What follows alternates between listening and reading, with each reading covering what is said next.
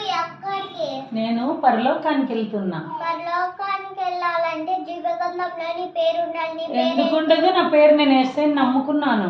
అవునా? నీ పేరేంటి? షమీం. షమీం షమీం షమీం షమీం షమీం షమీం. ఎక్కడ చూసినా నీ పేరు లేదు.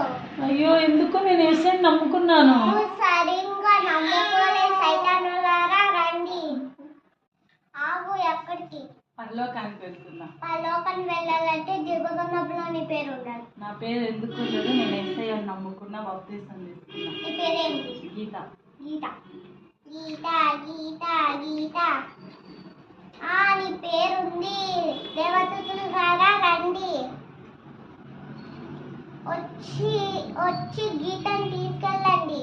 యా, నా పేరు జీవ గ్రంథంలో ఉంది.